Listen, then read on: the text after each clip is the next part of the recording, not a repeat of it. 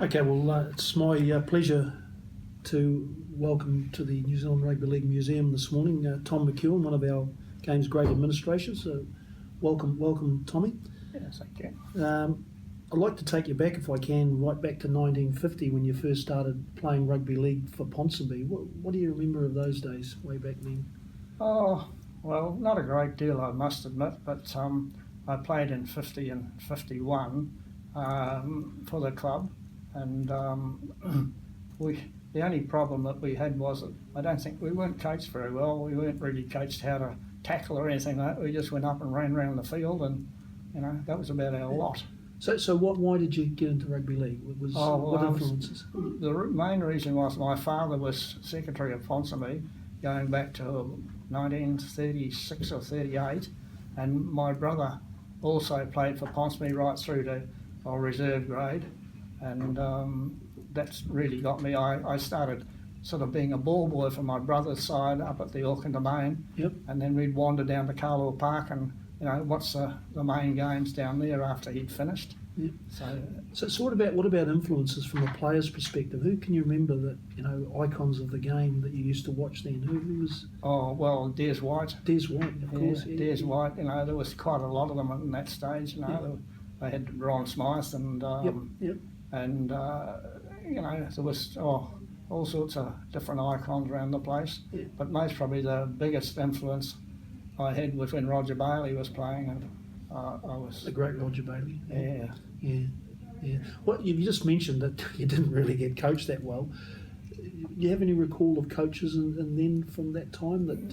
No, I think the guy's name was Elby Griffiths Yep. that coached us, but I wouldn't guarantee that. Oh, okay, but he didn't have that much of an influence on you. No, not really. No. Okay, so then you actually get the opportunity to referee schoolboy league. Yes. So how did that come about? Well, as a matter of fact, it really came across because I was living in Oraki, and one of the bus drivers was a guy by the name of Bert Horscroft, who was a referee, and he said to me, "Why don't you come and referee?" So we went, and I think I was one of the inaugural referees. There was a Roy Chisel and one of the Point Chevalier guy. There was about four of us, and we used to go out and do the refereeing for all the schoolboy games, and we'd do nothing from start at maybe 9 o'clock in the morning and finish again at 12:30. So what happened prior to that? People just refereed their own games? No, I think that they had. I think the senior referees went down. Okay. Yeah. Okay. Then you went up to junior refereeing, and Yes. So that was a bit of a jump as well. Yeah, it was. Yeah, I refereed through until 57, and I think the best I got was I did a reserve grade game. Yep. That was my lot. Any finals? Do any finals? No, I didn't. No, No. I wasn't that good. Yeah. So what about refs then? Can you remember any? George Kelly was the guy that took us to start off with. Yes. And there was the Bertie Payne, and they were sort of all senior referees at that stage. Yeah. The strength of Auckland Rugby League in those days, Tommy, Ponsonby obviously great club. Was that where the dominant league players were? Oh yeah, I think so. I mean, when we go further on, Ponsonby had some absolutely marvellous Kiwis, some of the legends. The Don Mans and yes. And John O'Sullivan, Roger Bailey, of course. Yes. And we also had a team where Ponsonby at one stage had four Baileys playing in the back line. Right. And I remember right up in the 8 o'clock where they said that the ball went to Bailey, on to Bailey, on to Bailey, on to Bailey, and back to Bailey, and Bailey scored. Actually, I actually think I remember that. Yeah. I remember that. Great memories. Then you take up coaching in City Newton of all places, just down the road. So how did that come about, and why City Newton? Well, I was living in Iraqi, right, and that's where my parents lived, and City was the sort of club, and for somehow I sort of got a bit tied up with them, and Wally Conza, who used to swim the channels, his son was playing in that team, and they sort of conned me into going in there, and I coached for 2 years there, and we actually won a couple of championships too. Oh, wow. Yeah. So, you know, but they again had, they were only schoolboys, but they had some very good players in that team, Yep. you know. So in '61, you go back to Ponsonby Yes, as an administrator, and you become the secretary for the junior yes, committee. yes, I did that in Yeah. 61 and What was that? 62. Because no one else would do it. Most probably, yeah, most probably, because one of the legends of Ponsonby, and George Crowell, taught Yes, me into, yes, yeah. into doing that, and then I moved on in '61. I sort of did that, and at the end of '61, I took over as secretary of the senior Of the committee. the senior side, Yeah. right? So, in those days, Tommy, I mean, we all know that the club struggled in today's environment. What was it like back then? You know, the Oh. chook raffles at the pubs. Oh, yeah, we used to do raffles up at the up at the old Ponsonby Club Hotel. Yes, yes, And our treasurer at that stage, by the name of Tracy Brown, we used to run the old tote raffles, you know, 3 for half a crown. Yeah, yeah. And yeah. Tracy would go up and he'd sit in a chair, and that's what I couldn't get over was he'd sit in a chair, and all the people would come to him. Come to him. Yeah, and he'd sell nothing for him to sell, you know, sort of, I don't know, 600 or 700 tickets a week, Bloody you know, hell. and that's where we got it. And then we sort of went into pub raffles and Yes, yeah. things like that. And Yeah.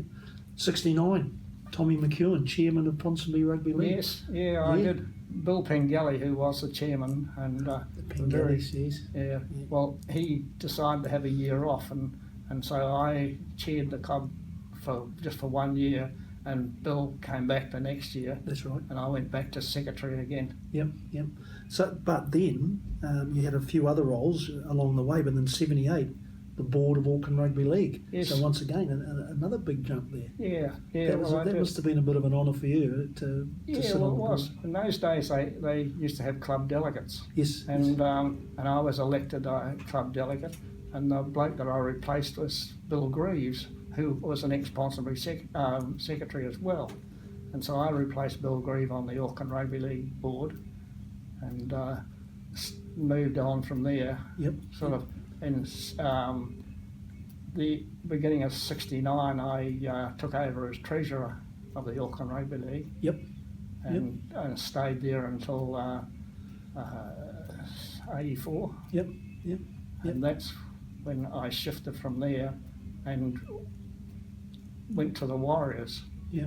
I got a phone call from Frank Endicott one day Right. and said to me, you know, would you like to come and work with the Warriors? Oh, As, but before we go on to that, Yeah, I sorry. mean, and that's you know, I mean, that's obviously a huge part of what you've done. But I just wanted to mention, Tommy, like in 1975, you made a life member of Ponsonby, and then in 1985, a life member of the Auckland Rugby League. yes. Then bigger honours to come later on. So huge honour for you and Oh, for what yeah. you were doing. Oh, it was. Yeah. Oh, yeah. First of all, to be recognised by Ponsonby, and then Yes. the governing body. Yeah. Yeah. Yes, it was. Yeah, you know. What about 85? We get appointed the business manager for the Kiwis, and you go on tour with Graham Lowe, tour to Great Britain and France. Yes. How was that? Memories Oh, from that? Marvellous. Yeah. Absolutely marvellous. I went away with, I've never regretted that, and it's still in the back of my mind. Yep. That tour was absolutely marvellous. Yeah. And, you know, I went away with a lot of good players. Tell us about some of those players Well, in you the know, 85 tour. There was, Yeah, well, they had Hugh McGann, Yes, of course. Yeah, Mark Graham. Mark Graham, there was Olsen Filipino. Yes, oh yeah, And, wonderful. you know, we had the boys that played for Hull, James Leluai, Kevin, you know, we had those all guys, Fred O'Coy. Yes, yes. Oh, yeah, yeah, we had a real good Yeah. team. And we were a bit unlucky. We won one game, got thrashed in the second one, Yes, yes. and then we drew the third one. Yes, yeah. But, you know, Yeah. they were marvellous. Graham Lowe, of course, he brought a different coaching style Oh, to the yes. game and lifted the game for New Zealand, didn't he? Oh, he was a great motivator. Yeah, motivation. Great motivator. Yes, yeah. And you retained that role too, and then of course you go to Australia, you tour Australia, Papua New Guinea, and having toured Papua New Guinea, I know what that's all about. It's a challenge for everybody, but on those tours there, who stands out for you? You just mentioned some wonderful names there, but if you had to give me one or two names, Or Ron O'Regan.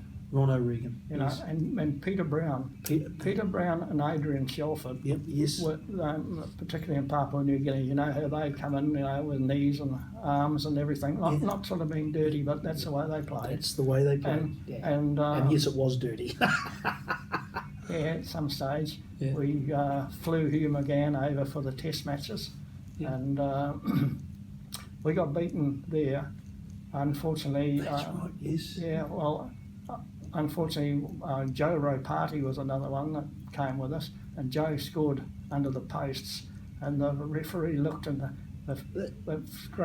sitting in the stand are all these Papua New Guinea guys with their face paint on and rifles and bows and arrows, and the referee, he went down and put the ball down and jumped up in the air, and the referee said he knocked it on.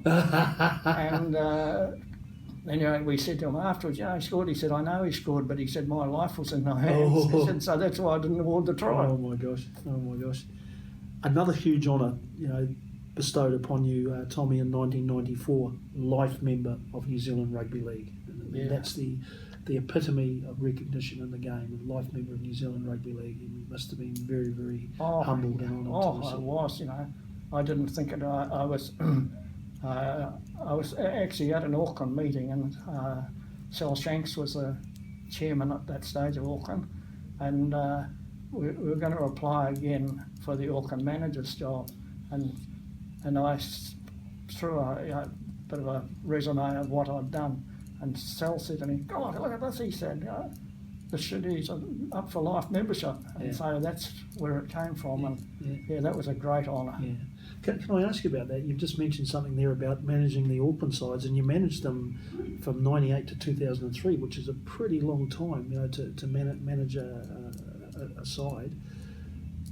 Great Auckland teams, fantastic Auckland teams in that era. They were, but the football was a lot different nowadays because. We had the Kiwis that were playing for their different provinces and things like that, and we had a back line. We played Australia and actually beat Australia by 26 to 24. That's and, right. But in that back line, we had Kevin Iro and Dave Watson, and Mike Patton. He was another one, and Mike Patton would give his all the time, and we had Peter Brown and Don Mann, and we had a pretty good side. Yes, you had a pretty good side, a pretty good manager too, I might say too. 1995, the inaugural Vodafone Warriors are born, and guess who becomes their original guest?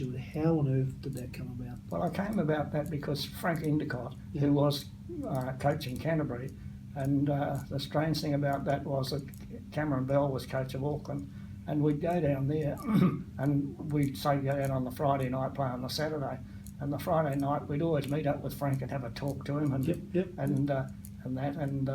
then Frank rang me up and sort of said to me, how would you like to come and work as a gear steward type thing, and I'd been working in the bank for nearly 43 years at that stage, and so I went and said to my wife, this, and she jumped and said, yes, take it. So, and I had a marvellous time with it. What did the bank people say when you went in and said, I'm leaving? Well, the strange thing was that in the job I was doing, I kept on telling them I've got to get somebody else to learn how to do it, because I was the only guy that really knew what was going on. And I used to import and repatriate all the foreign currencies for New Zealand. And so I got this, and I went in and gave them 2 weeks' notice. And they weren't very happy about that. But just going back to the whole Warriors thing there, Tommy, it was just such an exciting time, not just for our game, but for the country. It was just huge, wasn't it? It was just unbelievable. I mean, I can just thinking back now, and it brings the hairs on my neck stand up about thinking how wonderful that was that time, and you were part of it. You were part of it. Yeah. Oh, it was marvellous. They say that the game wasn't in the played and the Warriors were bad, but they say the same thing now.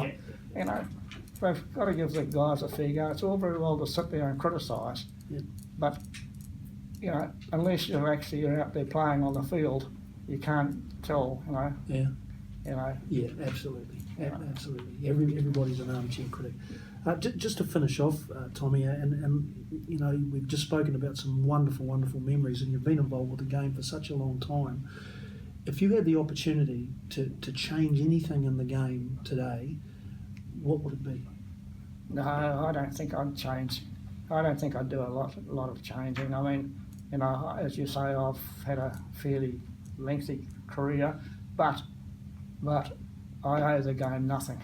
Yep. The game owes me nothing, and I'm sorry, I really owe the game something for giving me the opportunity to go and do this thing. Yep. And one of the other things that I did was that when I got appointed a life member in New Zealand was a great honour, but one of the greatest honours was being appointed to go away in Kiwi teams. Yes. And we've had some absolutely marvellous Kiwi players, Yes. but nobody ever wore the Kiwi blazer with more pride than I did. I was so pleased, and, you know.